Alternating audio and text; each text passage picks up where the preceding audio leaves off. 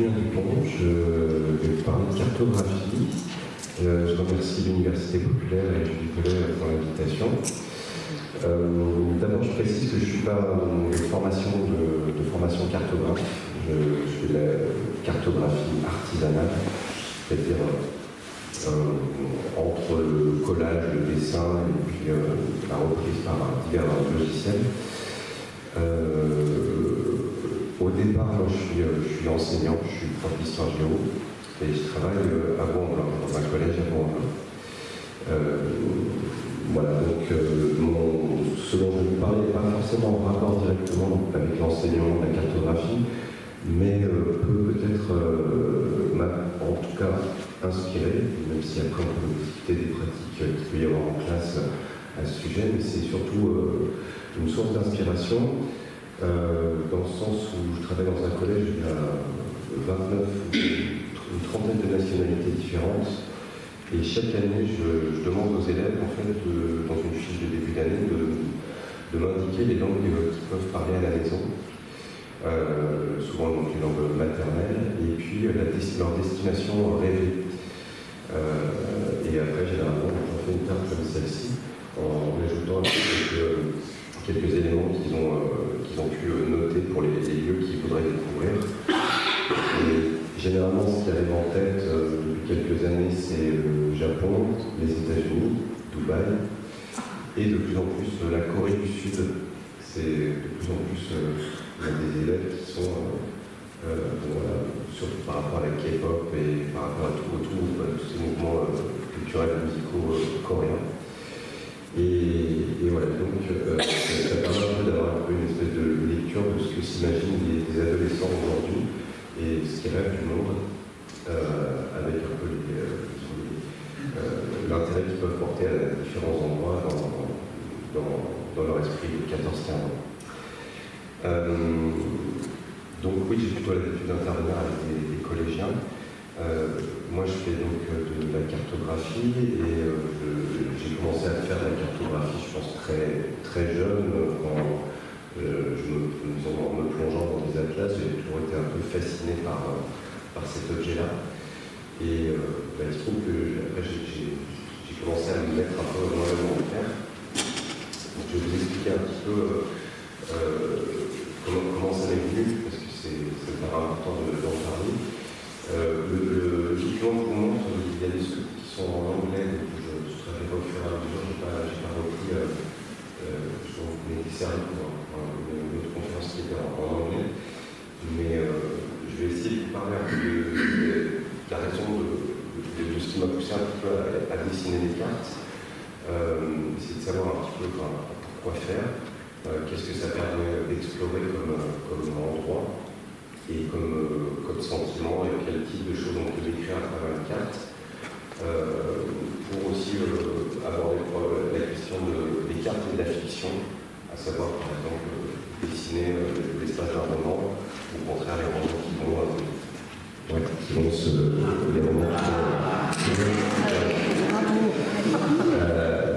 les romans qui se prêtent à la cartographie, et puis ce que j'ai fait plus tardivement, c'est-à-dire d'essayer de cartographier le confinement, et plus tard ensuite, ce qui m'a amené à faire un livre, d'essayer de cartographier les possibles demain.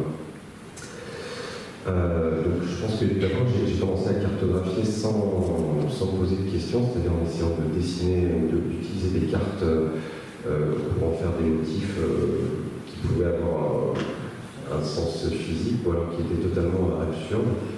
La première carte qui est ici, elle m'a été donnée par l'IGN, parce qu'à une époque, j'avais contacté l'IGN pour savoir s'ils disposaient de cartes périmées. Et donc, ils m'avaient donné un carton plein de cartes périmées qui ne leur servaient plus du tout. Et je me suis amusé à soit les assembler, ce qui a, pour l'une d'entre elles, a constitué à un moment donné un mur de mon appartement, avec des morceaux du Kurdistan assemblés à la danoise, en imaginant une route qui allait de Saint-Étienne à Marrakech. Voilà, donc ça a vraiment pas d'autre but que de me divertir et puis peut-être de me permettre de m'absorber dans des motifs complètement nouveaux. La première est un détail en fait, de la région de Haute-Mana qui se trouve en Guyane. Et ça, c'était des cartes qui ne sont plus utilisées, mais qui étaient faites par reconnaissance aérienne. Et à certains endroits, vous pouvez voir le mot nuage, parce qu'en fait, c'était absolument pas cartographiable. D'ailleurs, je ne pense pas que ce soit encore, parce que ça ne peut l'être que ça peut pas aller par satellite. Et puis voilà, ça m'a donné un peu cette idée de représenter un peu des lignes de la main. Donc voilà, je me suis amusé pendant assez longtemps à faire ce genre de choses, à faire des raccommodages de cartes. Et je me suis rendu compte que parfois, en fait, ça pouvait aussi générer des réactions que je n'aurais pas prévues. La première carte, ici, qui a une sorte de mélange entre l'Algérie et le Maroc surexposé sur la France. Bon, je l'ai fait il y a très longtemps, mais lorsque je l'ai posté plus tard sur les réseaux sociaux, j'ai eu des commentaires qui m'ont beaucoup troublé. Parce qu'en fait, il pouvait y avoir aussi bien des gens qui allaient considérer que c'était une carte qui était une prévention contre l'invasion de l'Afrique du Nord sur l'Europe. Donc j'avais des commentaires très gênants de gens qui me disaient c'est vrai, on l'a envahi. Et j'avais d'un autre côté des commentaires de gens, oui, moi aussi je suis du Rif normand, des gens qui étaient assez fiers de dire qu'ils habitaient en Normandie, mais qu'ils avaient des origines marocaines. Donc en fait, je me suis assez vite rendu compte qu'une carte n'est jamais neutre. Du fait d'être enseignant, on s'en rend compte, on a tous vu ces cartes au fond de la classe. Si on n'y fait pas vraiment attention, on se dit que c'est un objet d'autorité en fait, et qu'il n'est pas possible de le contester. C'est là, il faut apprendre, il faut mémoriser des lieux, il faut colorier, etc. Mais en tout cas pas les critiquer. Et je me suis dit qu'il pouvait y avoir, qu'il y avait des choses intéressantes à faire avec ça, dans le domaine de la fiction, en tout cas dans le domaine de l'idée de poser un message sur des illustrations avec, disons, la carte comme médium. Donc j'ai fait ça pendant pas mal de temps sans trop me poser de questions. C'était vraiment quelque chose de personnel que je diffusais pas vraiment. Et puis en 2017, j'ai commencé à dessiner des petites cartes. La première étant celle-ci, à l'occasion de la campagne présidentielle 2017, et dont j'avais imaginé une espèce de petit archipel qui représentait un peu tous les candidats de l'époque, avec des mots associés. Vraiment pour m'amuser. Alors ça c'est fait au crayon à papier, au format A5, c'est-à-dire un demi A4. Je pense que j'ai dû mettre au moins 2 ou 3 semaines à la faire. Il se trouve en fait qu'elle a intéressé un ami qui en a parlé à quelqu'un qui travaille à Voile Magazine et qui a absolument voulu la mettre en édito. Donc j'étais très surpris, mais j'étais très content. Donc la carte s'est retrouvée en première page d'un magazine. Ce qui m'a encouragé finalement à continuer, à me dire que les motifs cartographiques pouvaient être utilisés un peu comme des dessins de presse en fait, et puis peut-être provoquer des réactions ou amener à poser certaines questions, à traiter disons, les choses avec humour, évidemment inspiré par le contexte. 7 ans après, il y a peut-être justement des choses qui sont plus exactement voilà, Mistral gagnant, parce que le chanteur Renaud avait donné sa voix à Macron. Donc voilà, c'était poser un peu une espèce de situation à un moment donné. Voilà, donc j'ai commencé à utiliser un peu les cartes pour exprimer des idées ou en tout cas tester des choses. Et aussi en posant la question du nom des lieux, des noms de lieux qu'on voit tous les jours, et qui sont souvent le résultat d'accidents, d'erreurs, d'injonctions, comme peuvent l'être le nom de certains pays, comme le Groenland, le Pays Vert, le Rio de la Plata, parfois des noms qui sont là pour encourager les colons à s'installer. Ça peut être aussi des pays qui ont été nommés du prénom de la sœur du conquistador. Donc finalement, en fait, les gens ont, selon les époques, posé des noms sur des lieux. Ces lieux, ils restent, que ce soit une montagne, elle existait avant d'avoir un nom. Et donc, je me suis je commençais à m'amuser un petit peu à imaginer de nouveaux noms. Donc celle-ci, c'est une sorte de carte de risque avec des noms de pays européens qui ont été transformés, un peu à la manière de si l'Europe avait été colonisée par d'autres populations venues d'Amérique centrale, d'Afrique, et qui auraient posé un petit peu leur nom sur ce continent. Donc voilà, j'ai continué à faire un petit peu ce genre de choses, toujours pour jouer, et tout en imaginant aussi par la suite un peu des motifs qui sont des motifs complètement imaginaires. C'est-à-dire que là, c'est du dessin qui va être juste, c'est juste des îles qui sont plus à l'écran.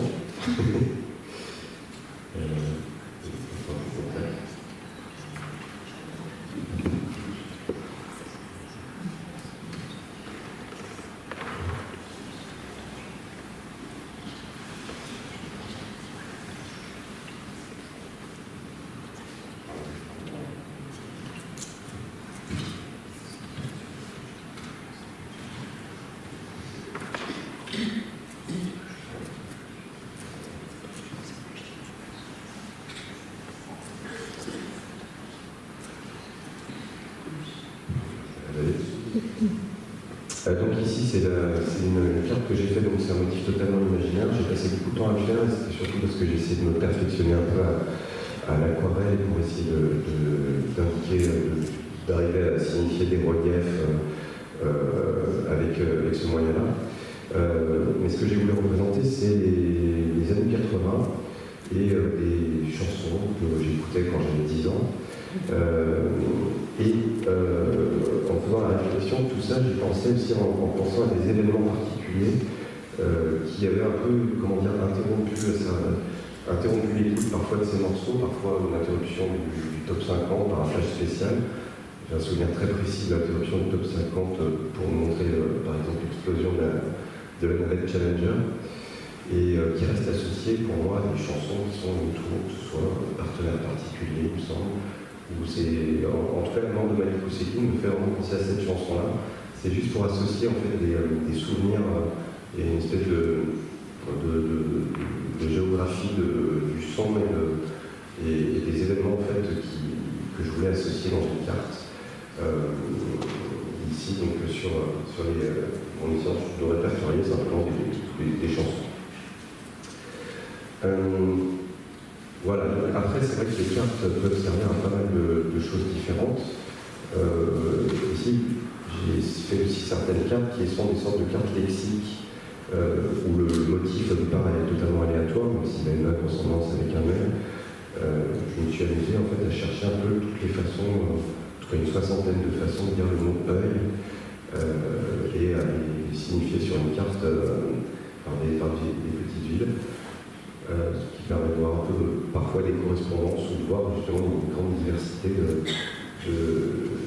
la façon de dire un mot précis et voilà, donc le poser sur un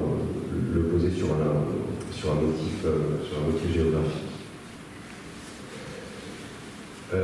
Celle-ci c'est aussi une sorte de concept où j'ai essayé de me souvenir un petit peu des voyages que j'ai fait au cours de ma vie, entre mes 20 ans et 40 ans à peu près, et en indiquant des lieux que je connais particulièrement en plus gros, c'est-à-dire où je suis resté beaucoup plus longtemps, et en associant à ça un peu l'évolution des technologies. À savoir que lors de mes premiers voyages, dans les années 90, je devais parfois envoyer appeler mes parents d'une cabine téléphonique, que l'éruption d'Internet produit à peu près autour des années 2000. Et ce qui veut dire que finalement, il y a un changement dans la façon de voyager, de prendre des photos, qui est à peu près tournant des années 2000-2005, avec l'arrivée des téléphones mobiles qui changent considérablement la façon de voyager à partir des années 2005-2006. Et c'était l'idée un petit peu d'associer l'évolution des technologies avec un parcours personnel, en essayant d'associer aussi ce qui est en rapport avec les voyages, c'est-à-dire les odeurs dont on se souvient, les gens qu'on a rencontrés, sur un motif qui donc du inversé et que le nord représenterait les années les plus proches. Voilà, parce que finalement les cartes me semblent à explorer des choses qui sont proches et des choses qui sont très loin, des choses qu'on connaît, des choses qu'on ne connaît pas. Et parmi ces choses, il y a aussi entre ces deux choses-là des choses qu'on connaît sur des territoires où il se passe des choses qu'on ne verra jamais. Sur celle-ci, j'ai essayé de représenter la Méditerranée et à la fois des itinéraires que j'ai pu connaître et aussi les naufrages en Méditerranée centrale depuis 2015, plutôt entre la côte libyenne et la Sicile, et d'associer un certain nombre de choses sur cette carte, parce que dans ce que je veux faire, en tout cas, j'ai l'impression qu'il y a toujours une part de moi dans les cartes, à savoir que ce n'est pas des objets scientifiques, c'est plus, disons, je le définirais plutôt comme des fictions cartographiques, où volontairement je vais mettre des aspects personnels, parce que même finalement le cartographe le plus neutre ou objectif va toujours avoir un point de vue, et donc voilà, moi je pars du principe qu'il ne faut pas faire l'économie de ça et se dire bien être conscient que lorsqu'on fait une carte, en fait, on part toujours d'un point de vue particulier.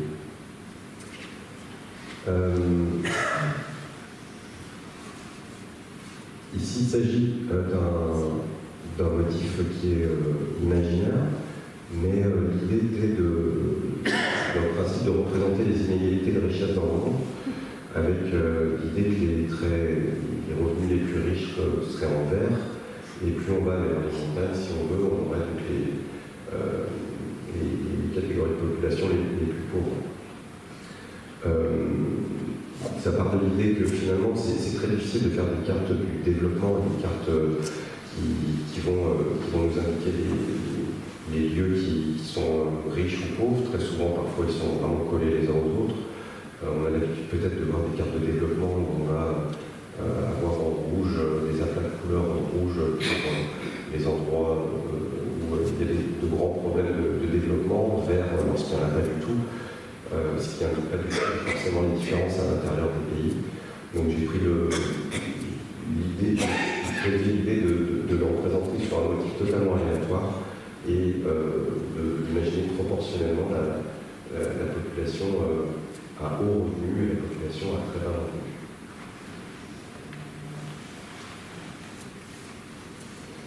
J'ai fait aussi un certain nombre de cartes aussi de transposition qui seraient plus dans l'idée de cartes de presse ou de dessins de presse, un peu pour provoquer une réaction. Donc sur celle-ci, que j'ai fait juste au début de la guerre en Ukraine, c'était l'idée de représenter un peu la France si elle était touchée par des bombardements massifs et l'étendue du territoire qui serait touché. Plus récemment, j'ai fait celle-ci sur Gaza, dont la taille correspond à peu près au Pays Basque, à peu près à la même échelle, enfin c'est la même échelle. Et donc j'ai surexposé les deux afin de poser un point de vue sur cette destruction d'un espace minuscule en essayant de le comparer à un territoire qu'on connaît mieux.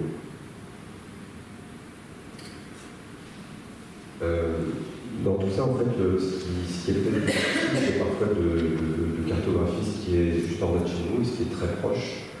Et c'est ce que j'essaie aussi de faire de temps en temps. Vous avez ici une carte qui correspond en fait à un itinéraire, mon itinéraire pour aller au travail en vélo. Donc il traverse, en traversant le parc de la Tête d'Or, Villeurbanne. Cette carte-là date du confinement. Donc à ce moment-là, c'est pour ça que j'avais marqué Campus Fantôme, je traversais un peu l'espace qui était vide. Et à côté, c'est un détail d'un rond-point, un point de Croix-Luiset, et où on surgit, puis on été détruit, puis ressurgit, puis redétruit un certain nombre de bidonvilles. Donc comme je passe par là tous les jours, j'ai observé quotidiennement l'évolution de ces bidonvilles qui, à un moment donné, ont été remplacés par des énormes blocs de cailloux ronds qui qui ont été déversées en pente entre le périphérique et le canal. Et je me suis aperçu que plus tard, un an plus tard, ils ont été obligés de mettre une protection parce qu'en fait, ces tonnes de cailloux avaient, alors évidemment, empêché totalement l'établissement d'un nouveau campement, mais pouvaient aussi présenter un danger. Voilà, alors maintenant, le territoire, il y a 2 ou 3 ans, le territoire a de nouveau changé, puisqu'il y a une ligne de tramway qui franchit le canal et qui a repris cet espace. Mais voilà, l'idée un peu de partir de la cartographie pour essayer d'observer des territoires quotidiens.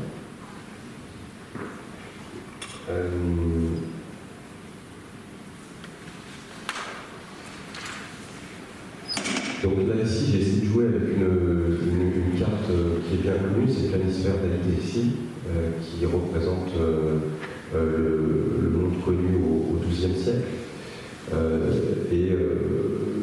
Ici, je me suis imaginé, j'ai essayé d'imaginer si Amétrésie avait eu connaissance de l'Amérique et de l'Australie. J'ai essayé de reproduire un motif voilà, en essayant de compléter, de faire un update de cette carte. Et par la suite, aussi, j'ai commencé aussi à m'amuser à essayer d'écrire des romans, et notamment les cartes de certains romans. Alors celui-ci, c'est donc le cycle de Terre-Mer, Ursula Le Guin. Alors elle a fait même cette carte avant de commencer son cycle. D'ailleurs, elle explique qu'en fait, elle a commencé à faire ce dessin et qu'elle l'a complété au fur et à mesure de l'avancement des romans du cycle. Il y en a 6. Donc j'ai repris sa carte et j'ai essayé d'indiquer un peu les itinéraires qui étaient suivis par les héros de cette histoire, qui est une histoire donc, de sorcellerie, et qui d'ailleurs était un cycle qui était en littérature jeunesse dans les années 80, qui n'est plus du tout comme d'ailleurs, je ne sais pas, mais beaucoup de livres qui étaient classés en jeunesse dans les années 80 et qui ne le sont plus. Je pensais à Sa Majesté des Mouches qui était en folie junior dans les années 80. Je ne crois pas que ce soit de nouveau en littérature jeunesse. Une autre façon d'approcher la fiction et la littérature, ici c'est une carte de la Californie, de ce que je connais de la Californie. J'ai jamais mis les pieds, mais par contre j'ai lu un certain nombre de romans. Et j'ai essayé de noter ici un peu les romans qui me paraissaient qui m'ont le plus marqué sur la Californie, avec l'endroit où il se passe. Donc forcément, on voit des grosses concentrations autour de Los Angeles, de San Francisco. Et voilà, j'ai pas envie de me limiter aux romans d'auteurs californiens ou américains, puisque on trouve l'or de Sandras, dont l'action se déroule dans la Sierra Nevada.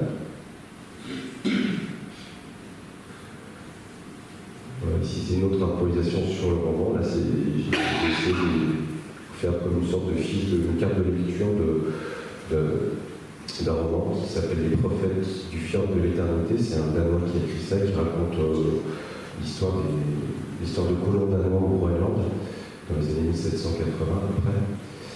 Et voilà, j'ai essayé d'en faire une espèce de fiche avec des mots-clés, avec les lieux, les auteurs, les personnages qui interviennent dans le livre. En rose des vents, pour les points cardinaux, j'ai mis des romans qui me semblaient proches, en tout cas auxquels j'ai pensé en lisant ce livre. Et puis en rouge, j'ai mis les escaliers derrière la cour du collège Charcot, parce que pour une raison que je n'arrive toujours pas à identifier, quand je lis un livre, j'ai souvent, après coup, une espèce de décor mental inconscient qui n'a rien à voir avec ni l'endroit où j'ai lu le livre ni l'action, comme une espèce d'image mentale qui se colle au livre et qui est peut-être surgi beaucoup plus tard, mais qui est souvent associé, que j'associe souvent au livre lui-même. Voilà, c'est un peu un exercice de style avec un petit extrait aussi du livre. Voilà, enfin, pour terminer sur ces cartes de fiction, là j'ai essayé de cartographier ma bibliothèque. Pareil, le motif est totalement imaginaire. Par contre, j'ai essayé de répertorier un peu les livres trouve dans ma bibliothèque. Et puis j'ai essayé d'indiquer aussi, là on ne voit pas parce que c'est un petit peu flou, mais j'ai aussi indiqué les bibelots ou les objets qui traînent sur la bibliothèque à ce moment-là. Et le tout est traversé par une sorte de roman de titre.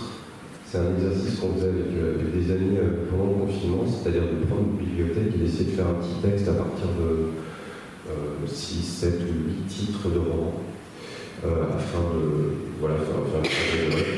Donc là, en dessous, par exemple, secteur enfant et science-fiction, il y a marqué « Choupi fait du vélo dans le palais des rois martiens, rose scolaire en terre étrangère ». Donc là, voilà, ça mélange différentes sortes de titres. C'est une sorte de petit jeu littéraire. Voilà, j'ai fait tout ça pendant un bon moment. Et puis en 2020, avec le confinement, je me suis amusé chaque jour en fait, à essayer de faire une carte de confinement. Donc c'était tout à ce format-là. Et elles avaient pour objet un peu de décrire chaque jour un aspect différent du confinement. Ça pouvait être le problème de sortir, de l'attestation, c'est-à-dire sortir dehors, donc sous forme de puzzle. La suivante, c'est une espèce de description de mon appartement avec ma conjointe et ma fille de 3 ans. Et voilà, il y a un certain nombre de choses, en fait, d'éléments du salon, de la cuisine, des chambres, vraiment une description d'intérieur. Et puis chaque jour, j'essaie de trouver un peu une nouvelle idée.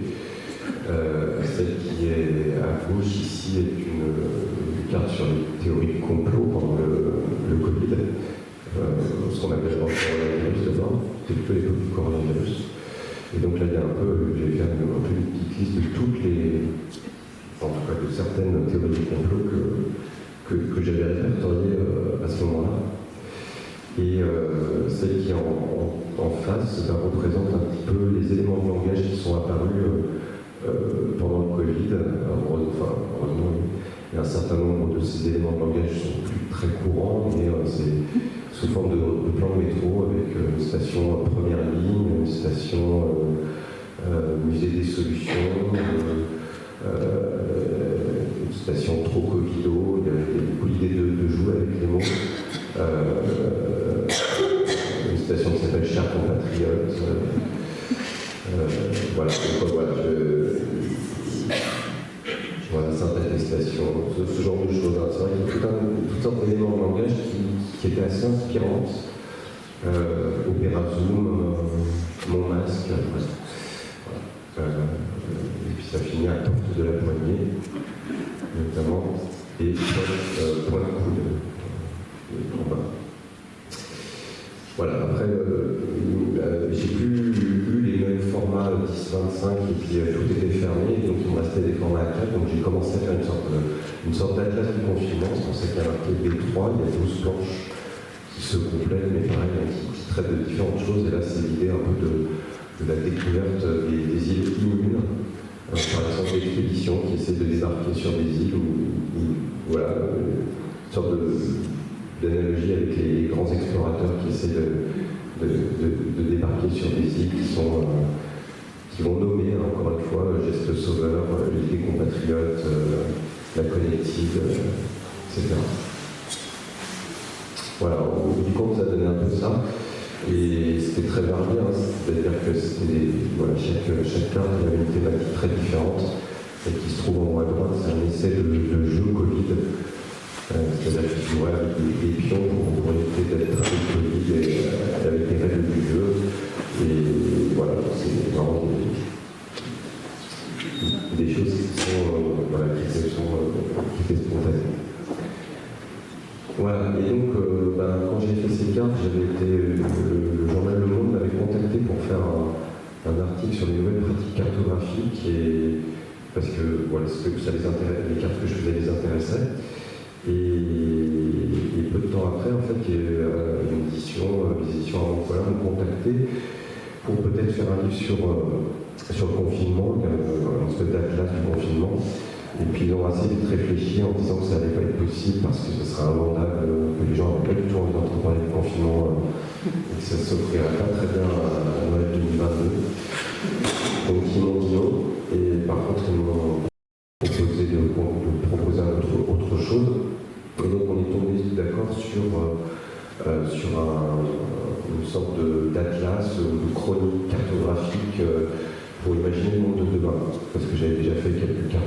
ce sujet-là.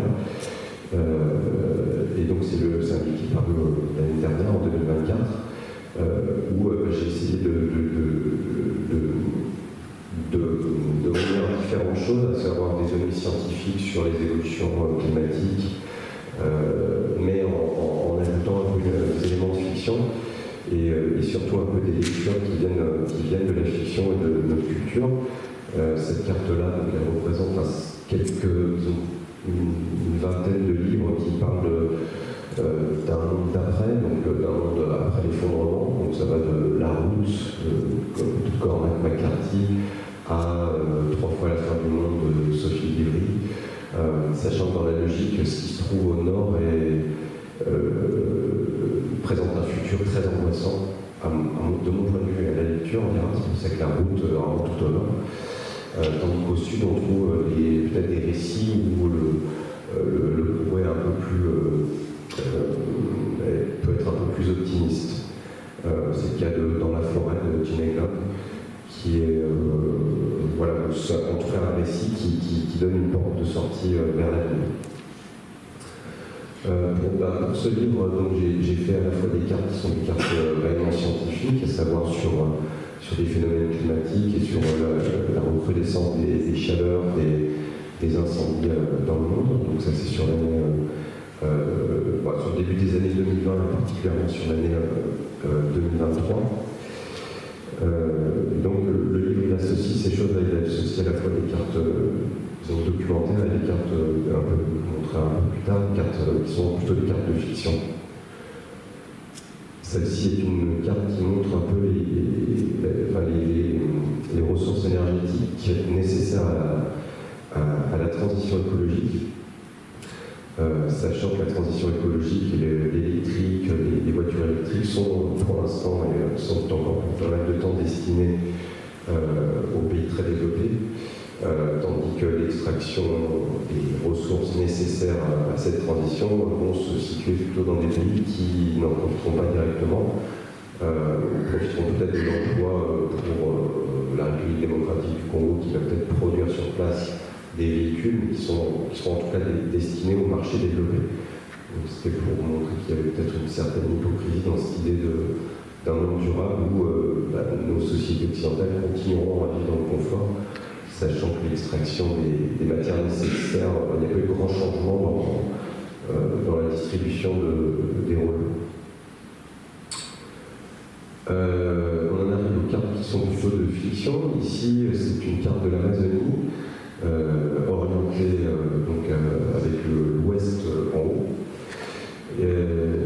Et donc là, j'ai imaginé une petite fiction qui va avec sur le désert d'Amazonie, le grand désert d'Amazonie en 2124, avec des populations qui vivent encore près des anciennes métropoles, et le désert ayant envahi l'ensemble du territoire, il est demandé aux jeunes d'éviter de s'éloigner des rives du fleuve, sachant que on ne sait pas exactement ce qui se passe derrière, c'est-à-dire que tout a été asséché.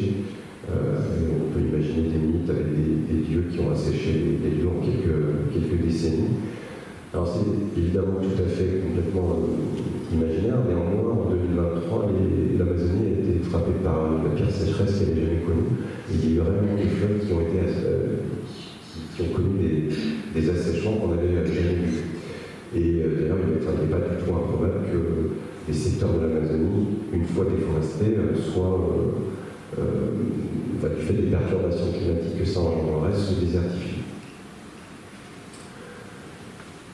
Ici, c'est l'Antarctique, lorsque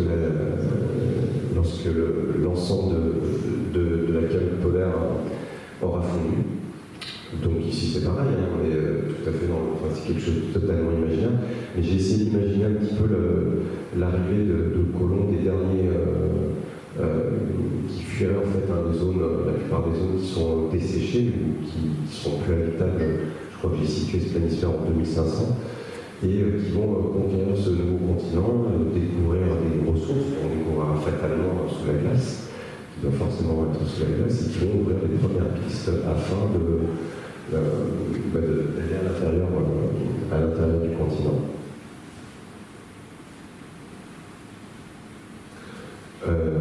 façon. L'assèchement de la Méditerranée, pareil, c'est pas du tout au programme, mais c'est pas totalement absurde non plus, dans le sens où l'évaporation de la Méditerranée est très importante. Elle ne créera certes pas un assèchement de la mer, mais je me suis inspiré pour cette carte d'une pièce de théâtre d'Eduardo Manet qui s'appelle Mare Nostrum et qui est censé se passer au centre de la Méditerranée asséchée.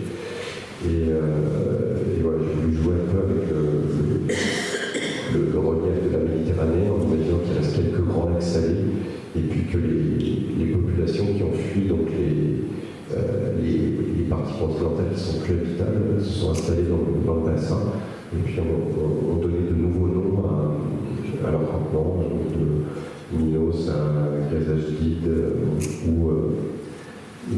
Prado Novo.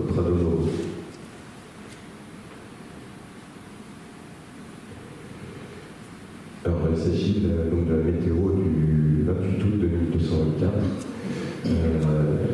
et de la même façon en imaginant un petit peu un territoire qu'on reculerait année après année vers le sud des limites de la zone habitable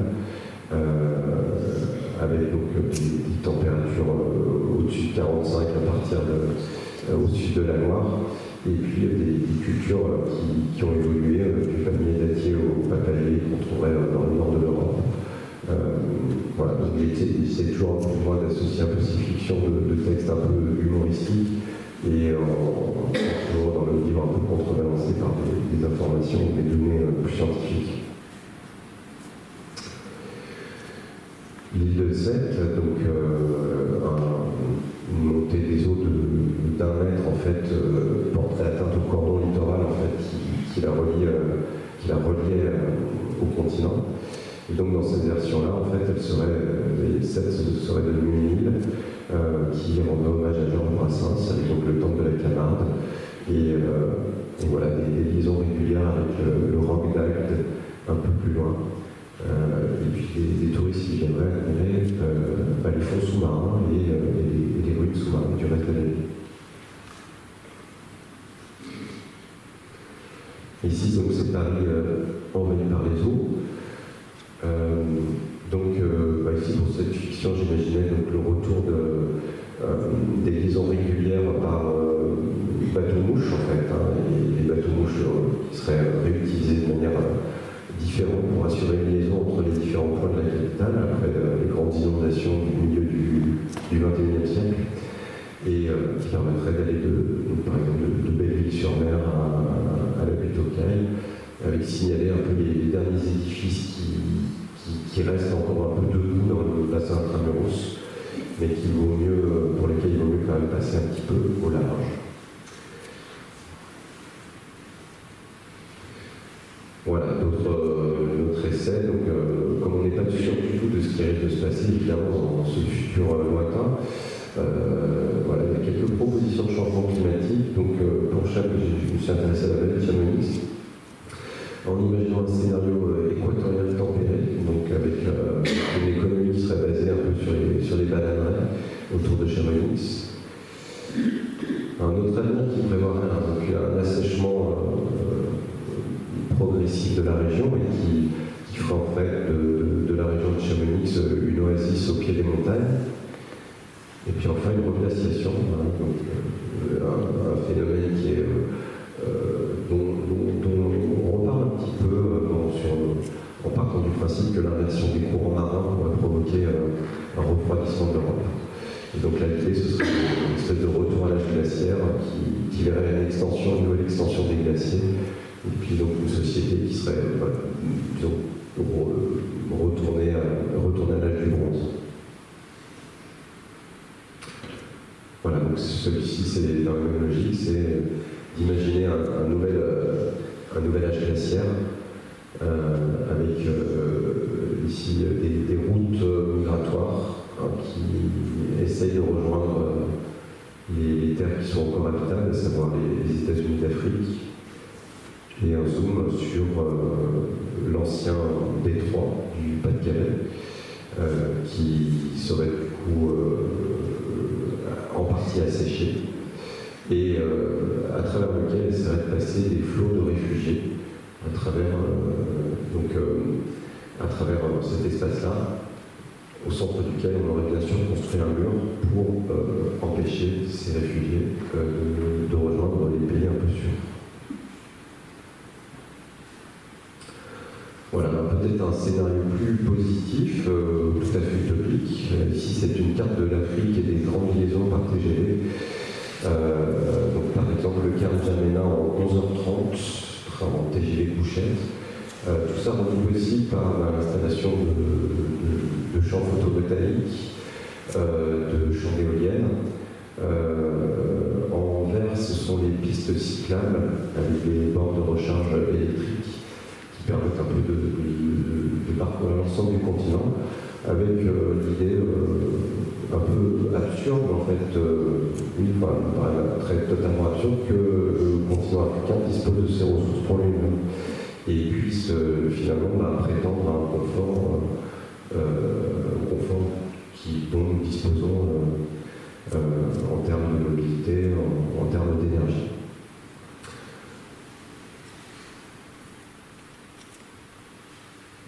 Voilà, donc tout ça ici, c'est juste une carte du monde de demain, avec, j'ai essayé de répertorier une centaine de façons de dire demain dans pas mal de langues,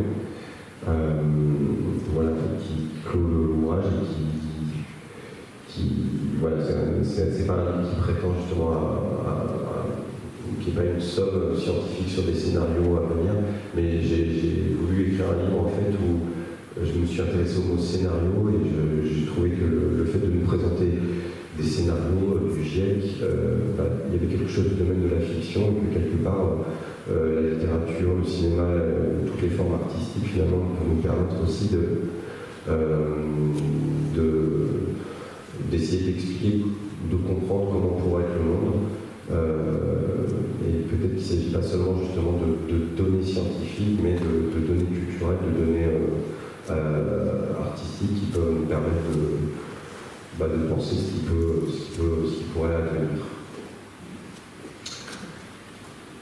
Et voilà, je ne sais pas combien de temps j'ai parlé, mais je peux répondre à toutes sortes de questions.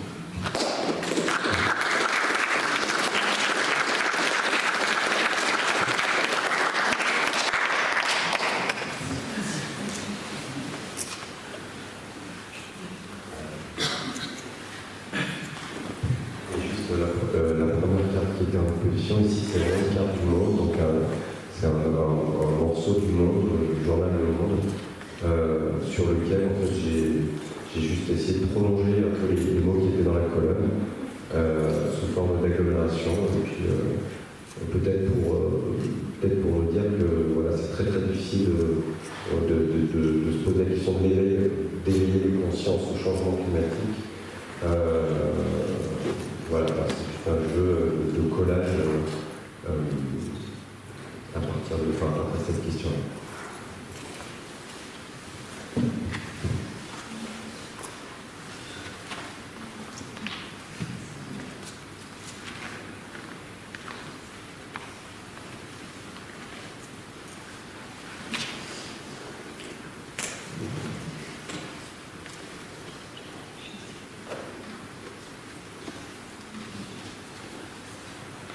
Vous avez un nouveau projet là, travailler sur d'autres choses en ce moment? Là, je travaille toujours avec un autre livre qui est sur le voyage et sur la perception du monde connu. Savoir comment on perçoit le monde quand on est enfant, comment on s'imagine le monde, qu'est-ce que signifie un peu l'expérience du voyage, comment on va traduire ce voyage et se poser la question de comment voyager encore, quel type de voyage on peut encore imaginer aujourd'hui, que ce soit d'ailleurs au bout du monde ou près de chez nous. Voilà, un peu sur la façon dont on a pu nous donner envie de voyager quand on est petit. Et peut-être à partir de la réflexion qu'on est nourri de récits d'exploration, de naufragés, découvertes incroyables. Et puis finalement, souvent, quand on voyage, on est très nombreux, on arrive en bus. Voilà, et voilà, bon, c'est de réfléchir un peu à la forme du récit de voyage et comment on raconte un voyage, comment ne pas ennuyer en racontant ces voyages, voilà, plein de choses autour du voyage. Je trouve votre démarche très intéressante, très pédagogique, parce que je pense qu'il y a une histoire de carte mentale qui doit aider les élèves à passer les classes. Oui, alors justement par rapport aux élèves, moi je travaille un peu là-dessus avec mes élèves, mais comment dire, les programmes scolaires, les dispositifs de classe sont difficiles pour mener des projets de cette façon-là, parce que faut bien penser qu'il faut des crayons, de la peinture, qu'on a une classe de 26, qu'on les a 3 ou 4 heures dans la semaine, et qu'il y a des choses à... Donc j'adorerais avoir... et je le fais un petit peu, mais c'est vrai que ça va plus longtemps. Par contre, ce qui est intéressant, c'est qu'effectivement, en discutant avec les élèves, c'est sûr qu'ils ont des représentations du monde qui sont très différentes, que les cartes qu'on montre, elles sont parfois... elles n'en parlent pas, en fait, hein, c'est juste des traits, donc il y a différentes façons de se représenter le monde. Et puis c'est aussi des vraies questions, c'est-à-dire dans la représentation mentale des enfants, selon le milieu social où ils vivent, en fait, ils vont avoir une perception du monde très différente. Là où je travaille, j'ai beaucoup d'élèves qui passent une partie des vacances d'été ou en Algérie ou en Turquie, et c'est assez étonnant parce que parfois quand on parle de sujets qui dans d'autres écoles seraient complètement exotiques. Par exemple, comment on fait du feu dans l'Himalaya en brûlant des blouses. Moi j'ai des élèves qui disent bah oui, on fait comme ça aussi au Maroc. Et parfois j'ai l'impression que nous les enseignants on n'a pas forcément tant de connaissances justement donc c'est très difficile d'accéder à cette vision du monde que peuvent avoir les élèves. Et c'est vrai que c'est un gros travail d'imaginer comment ils peuvent se représenter l'espace. Et les formes académiques de représentation de l'espace ne sont pas toujours très efficaces. Je dirais les grandes cartes de France avec les régions, la façon qu'on a de faire, on ne leur enseigne pas vraiment la cartographie, on leur enseigne à colorier, à mettre la bonne couleur au bon endroit, à légender une carte, mais en tout cas il n'y a aucune formation. Aucun programme scolaire qui invite à dessiner une carte. Ça veut dire qu'il n'y a pas des enseignants qui ne le font pas, mais en tout cas, c'est pas vraiment attendu et c'est vrai que c'est un peu dommage. Peut-être aussi parce que ça fait appel à deux compétences, c'est peut-être une compétence qui est peut-être de l'ordre du dessin et que les disciplines elles sont très cloisonnées. Et par ailleurs, quand je fais des choses sur la cartographie imaginaire, je me rends compte que c'est souvent les élèves qui sont les moins scolaires qui arrivent le mieux. Les élèves les plus scolaires ils sont perdus, qu'on ne fera pas. Si on leur dit de colorier de telle couleur, d'indiquer, ils le feront très bien. Mais si on leur laisse trop de liberté, ils sont perdus. Moi, c'est intéressant aussi, justement, parce que ça va un petit peu valoriser des élèves qui sont peu scolaires, en fait.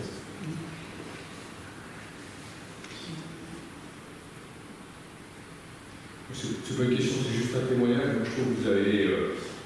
D'abord, merci pour cette présentation. J'ai trouvé ça passionnant.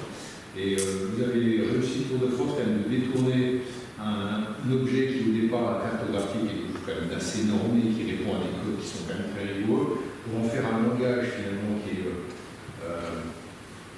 un peu poétique aussi, je trouve, mais qui parle à tout le monde, qui ouvre un champ de possibles, qui est infini et qui permet de toucher du doigt, finalement, des grandes problématiques sociétales, sociales.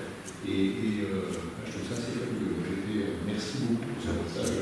Vraiment, ça m'a un très bon moment. Merci beaucoup. Oui, ce que vous avez dit, ça me rafraîchit quelque chose qui me revient dans la tête, c'est la carte du temps. Non, il n'y avait pas ça dans la littérature. Oui. Et c'était quoi ça? La carte du temps, en fait, c'est le principe de poser. De poser des mots en fait, qui vont... Les sentiments. Ouais, c'est ça, carte de sentiments. En fait, moi au départ, j'ai fait pas mal de fiction radio, et donc j'écris littérature, on va dire au départ, c'est un peu mon... Et quand j'ai commencé à le mettre, justement, j'ai trouvé qu'il y avait un biais intéressant d'utiliser un motif graphique pour poser pour poser un questionnement, pour poser un point de vue, pour poser une interrogation. Et effectivement, dans ce que vous disiez, moi j'ai continué parce que je me suis rendu compte que c'était pas tellement la carte en tant que telle, hein, c'est pas quelque chose qui parle plus à des géographes, des cartographes, à la limite même les cartographes vont être plus critiques, où on se posait plus de questions. Mais je me suis rendu compte que ça intéressait des gens qui ne savaient pas lire une carte et que ce que ça voulait dire, c'est qu'ils allaient. C'est plus la carte va être une sorte de prétexte en fait à essayer de poser une question. Et voilà, il se trouve que j'aime bien. Je me suis lancé là-dedans parce que j'aime beaucoup dessiner, puis quelque part c'est quelque chose d'assez absorbant. Et puis ouais, ça ouvre un truc. Ça donne une ouverture, c'est-à-dire que des gens vont imaginer qu'il y a telle forme dans la carte, moi j'ai pas du tout vu, et tant mieux, et ça permet de... voilà, c'est pas quelque chose qui va laisser quelqu'un de côté, qui va dire je comprends rien aux cartes, parce qu'en fait, il y a plein de cartes justement, c'est un peu normal de ne pas comprendre, et que le côté... voilà, mais c'est vrai que l'idée c'était de détourner un petit peu le côté académique des cartes en tout cas. Est-ce que vous êtes intéressé, pour revenir sur la notion de carte mentale, Marie, sur ce qui relève des cartes du savoir, des cartes des découvertes scientifiques, cartes de la psychologie, enfin, vous voyez, ce genre de choses sur lesquelles on commence à investir en termes de recherche et connaissance sur le cerveau, etc. Est-ce que c'est un domaine dans lequel vous allez lancer, est-ce que ça vous intéresse ou pas? Dans le sens où, comment dire, ça me semble être plutôt justement du domaine de la science qui va se servir, enfin qui utilise cet objet-là. Je trouve ça super intéressant, mais par contre c'est vrai que moi j'ai pas ces compétences-là en fait.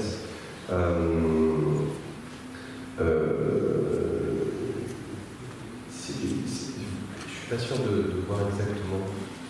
Bon, en fait, par exemple, il est acquis aujourd'hui.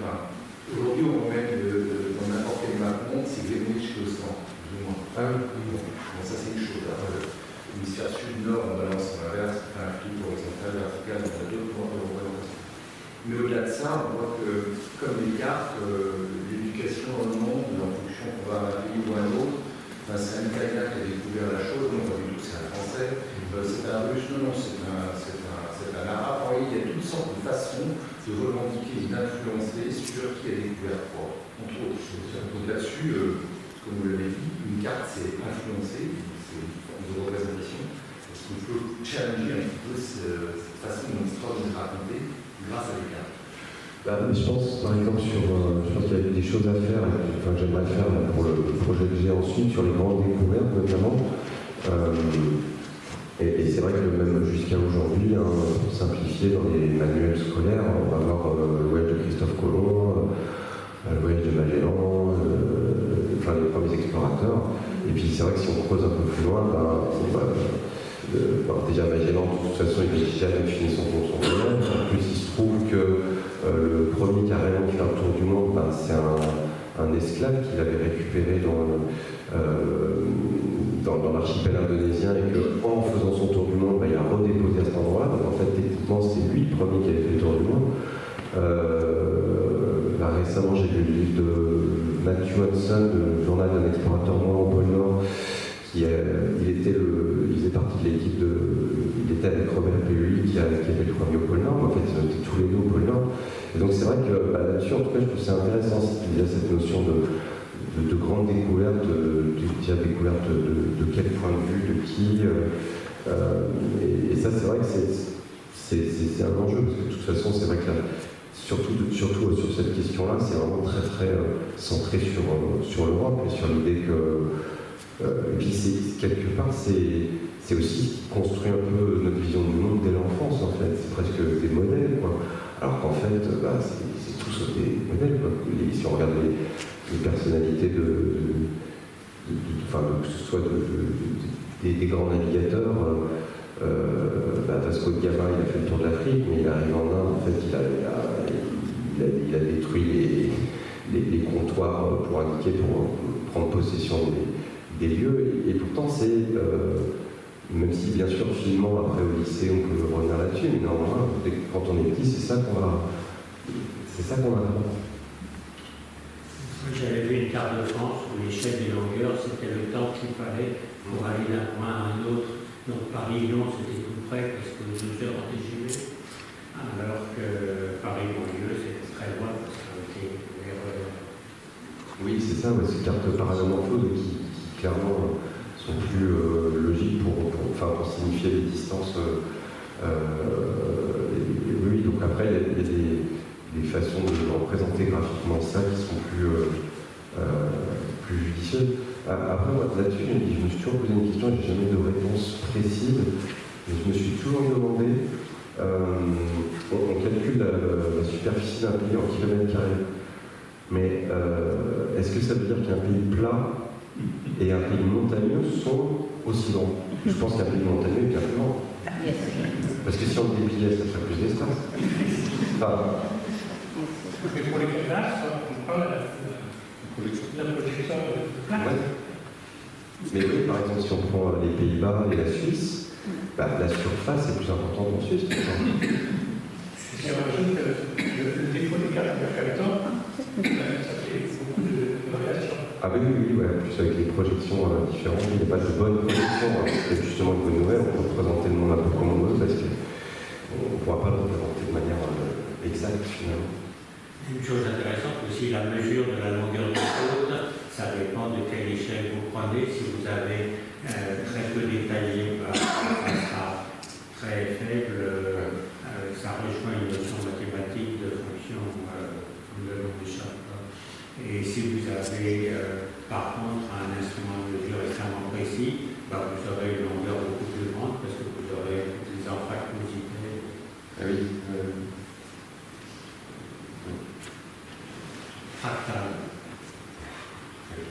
La première carte qui a été intéressante, qui a remis en cause beaucoup de choses, c'était la projection de Peters, je crois, qui représentait le monde en rapport de surface et qui évitait l'européocentrisme, le grossissement des pays puissants. C'était vraiment déjà une étape intéressante, je trouve.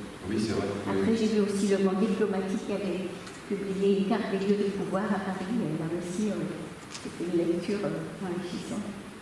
Oui, c'est vrai que les projections, c'est passionnant parce que oui, c'est aussi un enjeu de représenter différemment les territoires et Mercator, ça reste là, disons, elle est encore très souvent utilisée et il y a maintenant, il existe un petit peu des petits logiciels qui peuvent faire glisser un peu les pays sur le globe pour vous rendre compte que la Russie est plus petite que l'Afrique. Que je fais de temps en temps avec mes élèves, conceptuellement c'est difficile à comprendre, je trouve, au départ. Si on déplaçait le Congo sur l'Europe, il recouvrait là toute l'Europe. Des questions d'échelle. Il y a aussi le manque de savoir de nous, des Européens, sur la cartographie de l'Afrique. Elle est incroyable, quoi. Très peu de gens savent situer de nombreux pays en Afrique. Ah oui, c'est clair. Il y a aussi le fait finalement, ça vient peut-être aussi du fait que les productions culturelles sont massivement nord-américaines, peut-être un peu plus asiatiques maintenant, mais très peu africaines. Donc oui, on se représente moins l'espace.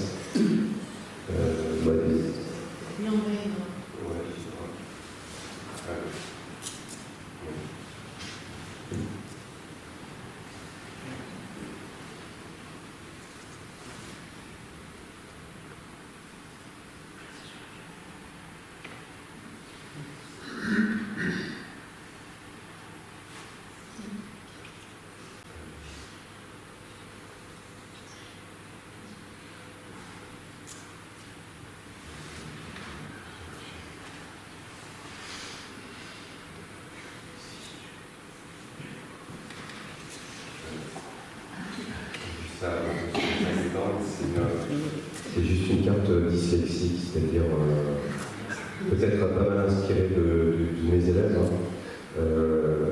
Voilà, des mots comme croissant fertile, je suis persuadé que mes élèves de 6e, ils l'apprennent par cœur, mais ils imaginent le croissant de la boulangerie, c'est obligé.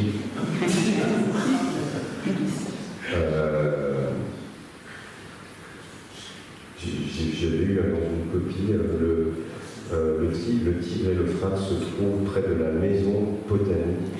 Botanique, B-O-T-H-A, maison de plombier, je sais pas quoi y penser. Du coup, des fois ça m'inspire un peu des cartes dyslexiques.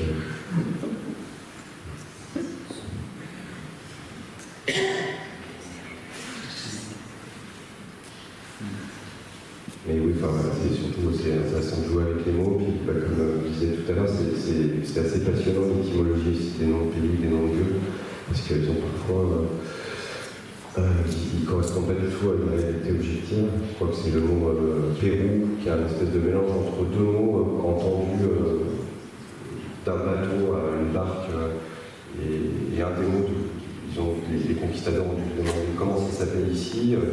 Il a dû répondre je m'appelle comme ça, et puis après il a répété, et puis lui il a dit c'est le village est là-bas, et puis ça a donné Pérou, mais ça ne veut rien dire, le mot lui-même ne veut rien dire.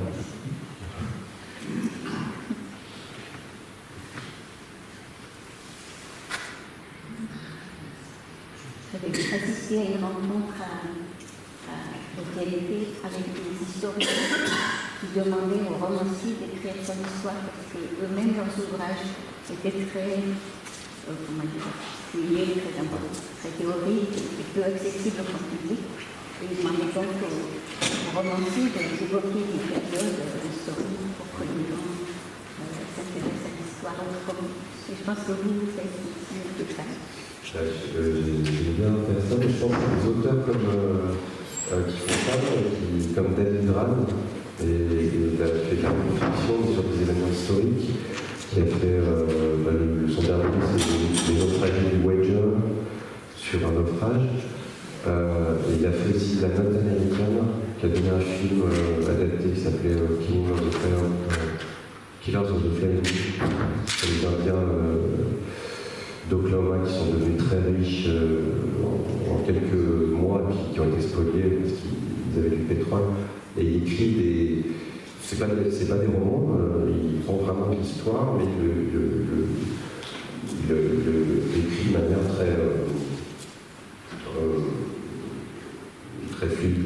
Ou Yvan Jablonka aussi en France qui fait des trucs très bien, si je trouve, entre la sociologie et le récit. Alors on n'est plus sur les faits divers par exemple, mais c'est intéressant ces gens qui font des choses qui décloisonnent un peu les différentes sciences, ou même qui assemblent sciences et littérature. Je trouve ça intéressant. Mais c'est vrai que c'est pas si évident en France, parce que on a une tradition scolaire universitaire de cloisonnement des disciplines. Et l'aspect littéraire dedans est toujours un peu vu de manière. Voilà, on veut savoir si c'est de la littérature ou de l'histoire, par exemple.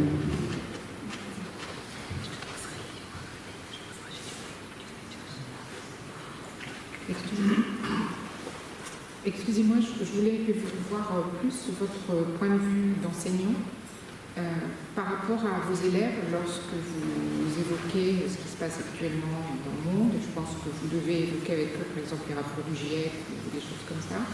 Est-ce qu'ils ont une idée un peu précise de ce que sera le monde de demain? Est-ce qu'ils envisagent des choses?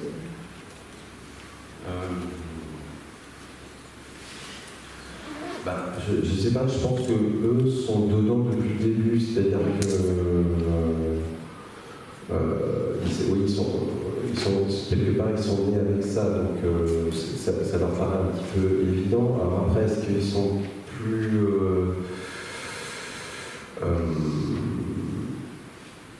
je ne sais pas exactement dans quelle mesure ils se sentent plus acteurs de cette question-là. En tout cas, ils ne font pas partie d'une génération où ils ont eu cette révélation. C'est-à-dire qu'en fait, ça a toujours été comme ça. Et pas sûr qu'on soit encore, que l'enseignement soit... Alors il y a des projets qui sont super bien, hein, mais je ne suis pas sûr encore que au niveau académique et l'enseignement de tout ça soit encore ait pris la mesure un peu des changements. Je ne sais pas, par exemple, je pense à des notions comme le développement durable, c'est encore enseigné. Et en même temps, si on regarde bien, regardez l'inspection académique en géo, et puis on regarde un peu le terme n'est plus trop utilisé, n'est plus trop bien vu. Puis tout simplement parce qu'en fait, il y a le développement là-dedans. Parce que pendant longtemps, le développement durable, c'était on va continuer quand même à avancer, on va continuer à produire, mais il faut que ce soit durable. Et là, on commence un peu à se rendre compte que on peut peut-être plus produire de la même façon, c'est peut-être plus terme adapté au développement. Et donc, en fait, je trouve qu'on n'est pas forcément si armé pour ça, pour que les notions soient très claires. Alors, ça passe par des choses qui sont le respect de l'environnement, mais on est un peu dans l'injonction, comment dire, simple. Hein. De toute façon, nos outils n'évoluent pas tant que ça, on continue à utiliser des technologies qui utilisent énormément de matière, puis on en utilise de plus en plus. Donc, je sais pas, je trouve qu'il y a un peu un décalage entre des discours qui sont beaucoup plus aboutis là-dessus sur ce qu'il faut bien penser que l'avenir va être difficile, mais je ne suis pas sûr que les habitudes de vie, on les fasse changer si facilement. Ce qui reste clair chez mes élèves, au moins une bonne partie d'entre eux, l'Eldorado, c'est global, hein, c'est pas du mal, c'est les gratte-ciels. Ben ouais. C'est ce qui brille, hein. C'est pas forcément étonnant. Hein. C'est pas non plus que c'est pas comme si les adultes leur renvoyaient un autre modèle. Hein. Les adultes sont encore peut-être prennent encore moins conscience des changements qui vont se produire. J'ai l'impression, en tout cas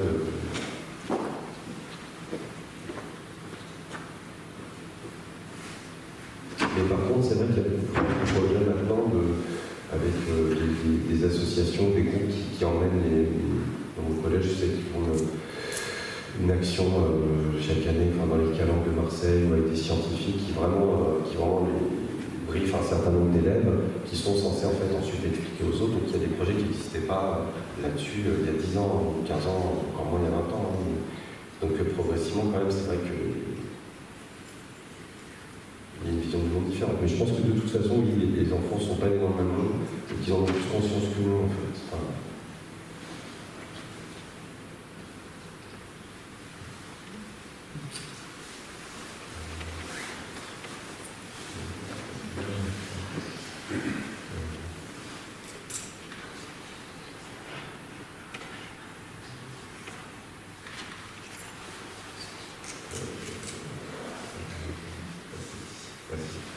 je vais juste vous montrer une dernière carte, comme j'ai fait une de mes premières cartes sur les élections de 2017. J'en ai refait un en juin 2024. Voilà. Ça, c'est à peu près en proportion des résultats du premier tour. Voilà.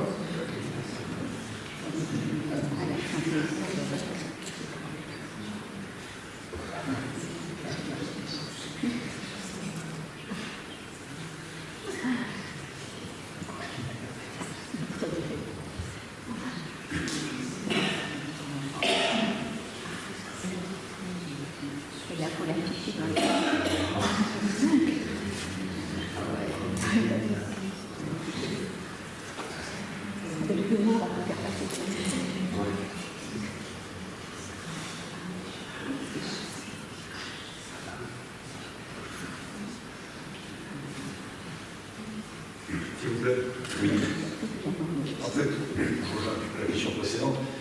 Moi, j'aimerais savoir ce que vos réflexions, études et votre qualité d'enseignant vous laissent imaginer personnellement donc, du monde de demain, puisque c'est le thème principal.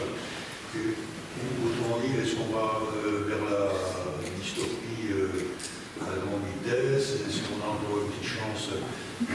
Faites un certain avocat, on voit très bien les échanges de ressources, tout à l'heure de l'Afrique qui pourra appuyer pour les riches. Enfin, bon, on est entré dans un grand marché, en fait, qui est la mondialisation. La question, qu'est-ce qui nous permet d'imaginer pour demain, où est-ce qu'on va? Qu'est-ce que vous avez à la vie? Non, mais moi je pense que c'est quelque chose qui va se passer, qui se passera au niveau local. Moi, en termes, je sais pas si c'est optimiste ou pessimiste, mais tel que le chemin sur lequel on est, il n'y aura pas de prise de conscience d'un coup et d'arrêt des émissions. Fatalement, à un moment donné, il va y avoir de gros problèmes, c'est sûr. Après, moi, la question que je me pose, c'est comment, dès maintenant, justement, on peut arriver à se poser la question de localement comment vivre ensemble, en fait. Et c'est pour ça que je pense que c'est au niveau local. Je ne suis pas sûr qu'il faille attendre de très grandes décisions qui vont tout arrêter, qui vont dire on a échappé belle, heureusement qu'on a réagi à temps. C'est ce qui s'est passé avec le trou dans la couche d'ozone. C'est une histoire assez. Je trouve ça assez dingue. Je m'en souviens quand j'étais petit, on montrait ces pixels au-dessus de l'Antarctique, et c'était le moment où il y avait une prise de conscience. Et il y a eu une prise de conscience à ce moment-là, et heureusement, parce qu'en fait, si on n'avait pas vu, techniquement, dans 100 ans, il n'y avait plus de vie sur Terre, parce que la couche d'ozone elle aurait disparu, la surface elle aurait été brûlée par les radiations, et c'était terminé. Et donc c'est un peu comme et ça n'a jamais fait l'objet d'un film à gros budget, mais voilà, on a réparé. Et donc là, maintenant, tout va bien. Sauf que là, c'est quand même bien plus massif, ça paraît bien plus complexe, et j'ai l'impression que la solution, elle passerait peut-être vraiment dans un premier temps sur la question du partage des ressources, parce que je trouve, c'est pas fou ce que je veux dire, mais c'est quand même quelque part incroyable qu'on sache tout aujourd'hui. On sait qu'il y a des milliers de personnes en ce moment en train de gratter pour prendre du cobalt dans les mines au Congo, et ça ne nous empêche pas d'avoir des téléphones. Et tant que tout ça continuera, et puis donc il y a un truc qui va clairement pas, qui malheureusement, je pense, si en continuant sur cette pente, c'est fatalement quelque chose qui passera par quelque chose de violent, je pense. Ou alors, en passant par l'acceptation du fait que maintenant on connaît toutes les situations dans le monde, Internet, on ne peut pas ne pas savoir. Là, maintenant, on sait que notre richesse, nos vêtements, nos équipements, ils viennent de là, en fait. Ils viennent de certains endroits où les conditions de vie, elles sont déplorables. Mais, en fait, c'est pas tellement discuté. Et je trouve que c'est ça qui est dangereux, c'est le fait de savoir et de ne pas créer les conditions de changement. Et c'est pour ça que je pense que ça ne peut passer que par des initiatives locales, autour de soi, autour de chez soi, parce que le monde va comme il va, on n'a pas la main sur les grandes décisions internationales, et que peut-être que les choses elles changeront en imaginant d'abord les choses au niveau local, quitte à ce que ce soit justement utile d'avoir déjà un peu des pratiques locales si les choses deviennent difficiles, en fait. Mais honnêtement, j'ai essayé de me creuser la tête pour trouver un scénario réellement positif. Alors tout va bien en 2125, tout va mieux. C'est vraiment encore plus de l'anticipation et de la science-fiction que ce que je peux imaginer, je pense. Alors il y a un livre qui imagine ça, c'est le Ministère du Futur de Kim Stanley Robinson, où il imagine une agence de l'ONU qui a réellement des moyens et qui arrive à stopper certains phénomènes. Et l'idée est intéressante. Il y a voilà, c'est un roman de science-fiction où il part du principe qu'il s'est creusé la tête pour trouver des moyens, des solutions qui seraient possibles. C'est assez crédible. Mais voilà, encore une fois, il faudrait des organismes internationaux derrière là-dessus, par exemple que l'ONU ait un pouvoir quelconque sur les politiques des États, parce que sinon c'est impossible en fait. Enfin, le confort de certains pays va pas. Personne ne renoncera à son confort, et certains États encore moins que les autres. Donc, et tant qu'il y aura cette dichotomie entre l'extrême richesse et l'extrême pauvreté, ça sera très compliqué. Ça sera d'autant plus compliqué que maintenant on ne peut pas dire qu'on ne sait pas. En fait, que les choses sont. Enfin voilà, je ne suis pas très optimiste. Hein,